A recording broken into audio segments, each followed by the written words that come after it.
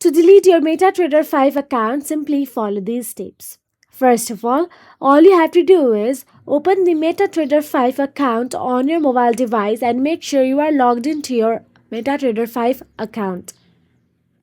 Then simply tap on the settings icon at the bottom right corner of your screen.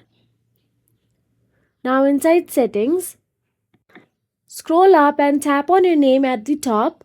Then again tap on your profile name.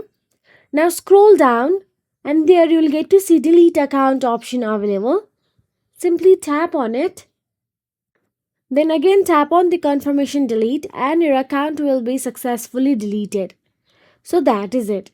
This must be a demo account to be deleted this easily, or else you'll have to contact your broker because MetaTrader 5 does not allow an official account to delete within the platform. So that is it. If you found this video helpful, please like, share and subscribe, and thank you so much for watching.